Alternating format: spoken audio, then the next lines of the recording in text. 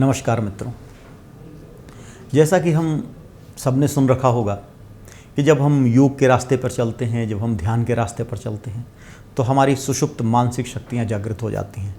उन सुषुप्त मानसिक शक्तियों के जागृत होने का परिणाम ये होता है कि हमारे अंदर कोई अद्भुत शक्तियाँ जागृत हो जाती हैं। हम सब ने स्वामी विवेकानंद के बारे में सुना होगा। वो किताबों को एक बार में पन्ने उलट के पढ़ लेते थे। जिस भाषा को नहीं जानते थे उस भाषा के संवाद याद हो जाते थे उनको। जो भाषा नहीं जानते थे जर्मन, वह भी पढ़कर समझ लेते थे। बहुत सारी ऐसी शक्तियाँ योगी के अंदर जागृत हो जाती हैं। ठंड गर्मी को सह लेता है। कई सिद्धियाँ उसके अंदर आ जाती हैं। तो अर्जुन की भी ये जिज्ञासा है और यह बहुत पहले से रही है। जो भी इस रास्ते पर चलेगा, ये स्वाभाविक प्रक्रिया है। जैसे हम बचपन से चलते हैं तो पहले तरुणावस्था आती है, जवानी आती है, बुढ़ापा आता है। यह प्रक्रिया है। इसी तरह अगर आप योग के रास्ते पर चलते जाओगे तो समाधि के आने से पहले विभूतियाँ आती हैं। विभूतियाँ वो सिद्धियाँ हैं जो आपके अंदर ही हैं, आपको पता नहीं है। जो सोई हुई हैं वो सोते से जागृत हो जाती हैं। जो आपके शरीर के विभिन्न चक्र हैं, जब जागृत होते हैं तो अद्भुत शक्तियाँ अपने आप जनरेट हो जाती हैं आपके अंदर।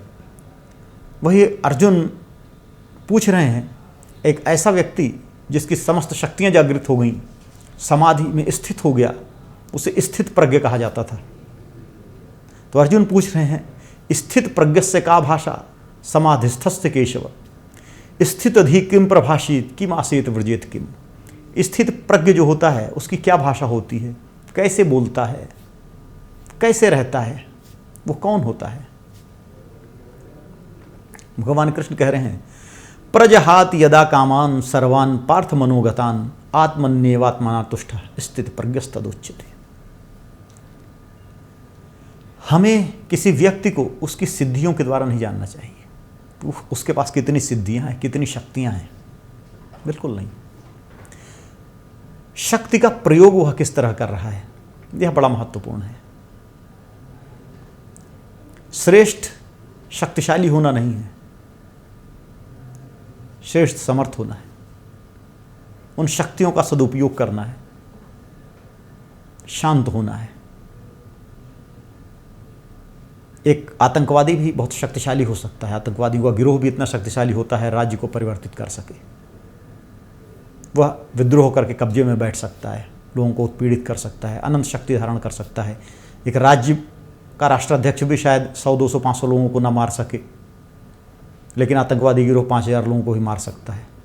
लेकिन किसी को मार देना ही शक्ति नहीं है, बल्कि यह कदापि शक्तिशाली होना नहीं है। शक्ति वही है, सिद्धि वही है जब आप अपनी आत्मा में अवस्थित हो गए, आपकी सारी शक्तियाँ, समग्र शक्तियाँ मानव कल्याण के लिए उपयोग हो गई। अगर आप उन सिद्धियों को, उन शक्तियों को अपने लिए उपयोग करने लगे तो आप भी किसी छोटे से मदारी की तरह, किसी सामान्य व्यक्ति की तरह, किसी गैंगस्टर की तरह, किसी बहुत धनी आदमी की तरह अलग अलग तरह से आप बिहेव कर सकते हो। प्रजहात यदा कामान सर्वान पार्थ मनोगतान। जब व्यक्ति अपने सारे मन में आए हुए कामनाओं का परित्याग कर देता है, या हम कहें कि उसका मन इस तरह से होता है कि उसके अंदर कामनाएं आती ही नहीं, इच्छाएं आती ही नहीं, उसका मन परब्रह्म में अवस्थित हो गया है। प्रजहात यदा कामान सर्वान आत्मन्येवात्मना तुष्ट। वह अपने आप में ही संतुष्ट है, अपने आप से। वही स्थित प्रज्ञ है। अब अपने आप से संतुष्ट होना क्या है? दरअसल क्या है कि हम सबके अंदर एक कमी होती है, बहुत सारी कमियां होती हैं। वो कमी जो वस्तु पूरी कर देती है, वो वस्तु हमें आनंद देती है। सपोज करिए मेरे पास कार नहीं है, एक कार की कमी है। मैंने अपनी बड़ी मेहनत करी, कार खरीद ली, या किसी ने गिफ्ट दे दी, या कहीं से मिल गई, वो मुझे बड़ी खुशी जनरेट करेगी। इसी तरह जो कमी मेरे अंदर दूर कर दे कोई भी वस्तु, कोई भी विचार, कोई भी भाव, वो मुझे आनंद देते हैं। लेकिन जब सारी मेरी कामनाएं खत्म हो गई तो मेरी कमियां भी खत्म हो गई, क्योंकि किसी चीज़ की मुझे इच्छा ही नहीं है। तो मेरी इच्छाएं खत्म हो गई तो मेरे अंदर की कमियां भी खत्म हो गई। मुझे किसी चीज़ की कमी नहीं है, मैं अपने आप में ही संतुष्ट हूँ। इसको दूसरी तरह से समझते हैं, हमारी जो अंतरात्मा है वो अनंत आनंद से युक्त है। इस वह ईश्वर का अंश है, वह ईश्वर ही है। इसीलिए ईश्वर को सच्चिदानंद कहा गया है। ईश्वर सत भी है, ईश्वर चित भी है, ईश्वर परम आनंद स्वरूप है। हम जब खो जाते हैं, चाहे कहीं खो जाएं, चाहे ध्यान की अवस्था में खो जाएं, या कोई गेम खेलते हुए खो जाएं, पढ़ते हुए खो जाएं, कहीं भी खो जाएं कि हमें कोई भी विचार ही हमारे दिमाग में न रहे, तो हम उसी अवस्था के नज़दीक पहुंच जाते हैं और हमें बड़ा आनंद सा होता है। जब हम उस अवस्था से बाहर आते हैं तो हमें लगता है बड़ा मज़ा आया, बड़ा अच्छा खेला हमने, बड़ा पढ़ने में तल्लीन हो गए थे, बड़ा मज़ा आया हमें। ध्यान में भी इसी तरह का आनंद होता है। वह ब्रह्मा स्वाद सहोदर कहा जाता है, वह रस कहा जाता है। उस अवस्था में जब हम पहुँच जाते हैं तो अपने आप में अपने से ही संतुष्ट होते हैं। हमें संतुष्ट करने के लिए बाहर से किसी चीज़ों की आवश्यकता नहीं होती। जब हम उस अवस्था में पहुंच गए तो वही परम अवस्था होती है और उसी को स्थित प्रज्ञ कहते हैं। वह सारी विद्याओं से, समस्त सिद्धियों से को प्राप्त करके और व्यक्ति उससे ऊपर उठ जाता है। एक कहानी है भगवान रामकृष्ण परमहंस जी की, स्वामी विवेकानंद के गुरु थे। वो जिसको छू देते थे, जिसको देख देते थे, जिसको आशीर्वाद दे देते थे, उसके रोग ठीक हो जाते थे। तो उनके गले में कैंसर था। तक अंग्रेज पत्रकार आई और उसने कहा कि स्वामी जी, आपके पास हज़ारों लोगों की भीड़ आती है डेली, आप लोगों को आशीर्वाद देते हैं, लोगों को ठीक भी करते हैं, आप अपने आप को ठीक क्यों नहीं करते? आपको तो बड़ा कष्ट हो रहा होगा, आपके गले में कैंसर है, कितना दर्द होता होगा। रामकृष्ण परमहंस ने कहा, दर्द मुझे नहीं, दर्द इसे हो रहा है, और इसका जो दर्द है वो इसी को भोग करना है, क्योंकि कर्म इसी ने किया है। तो जो सिद्ध व्यक्ति है वह अपने शरीर को अपने आप से अलग महसूस करने लगता है, और जब शरीर अपने आप से अलग महसूस करने लगता है तो वह कष्ट उसे कष्ट नहीं देते, वह दुख, शरीर का दुख आत्मा को दुख नहीं देता, और व्यक्ति समझ जाता है कि यह दुख क्षणिक है और दुख खत्म होने वाला है, और दुख को भोग लेना ही, समाप्त कर देना ही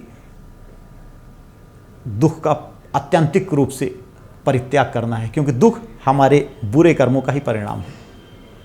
और अपने जीवन को इस तरह जीना है, इतना तटस्थ हो जाना है जिस तरह रामकृष्ण परमहंस हो गए, अपने शरीर से भी तटस्थ हो गए। उन्होंने कहा मुझे नहीं, इसे दर्द हो रहा है, और चूंकि इसने कर्म किए हैं इसलिए इसको परिणाम भी इसे ही भोगना है। तो जीवन जीने का यह ढंग है, और अर्जुन को भगवान कृष्ण यही बता रहे हैं कि सभी कामनाओं का परित्याग कर लो। अगर उस अवस्था में पहुंचना है जहाँ व्यक्ति सिद्धियों को पाकर उन समस्त सिद्धियों से ऊपर पहुंच जाता है, तो उसके लिए एक ही रास्ता है, समस्त कामनाओं का परित्याग और अपने आप में ही अपने से संतुष्ट। यह एक अवस्था है जो स्थित प्रज्ञ की होती है, और स्थित प्रज्ञ का बड़ा आगे वर्णन किया है भगवान कृष्ण ने कि किस तरह की वह अवस्था होती है। और जब व्यक्ति न तो सुखी होता है न दुखी होता है, बड़े लंबे चौड़े शब्दों में वर्णन किया है। मैं श्लोक पढ़ देता हूँ, श्लोक पढ़ के हम समझने का प्रयास करेंगे। दुखेश निद्विग्नमना सुखेश विगत स्पृह वीतराग भय क्रोध स्थित धीमुनिरुच्यते यह सर्वत्रान अभिस्नेहस्तत्प्राप्य शुभाशुभम न अभिनंदति न द्वेष्टि तस्य प्रज्ञा प्रतिष्ठिता यदा संहरते चायम कूर्मो अंगानि सर्वशः इंद्रियाणि इंद्रियार्थेभ्यः तस्य प्रज्ञा प्रतिष्ठिता विषयाः विनिवर्तन्ते निराहारस्य देहिनः रसवर्जम रसो अप्यस्य परम दृष्ट्वा निवर्तते।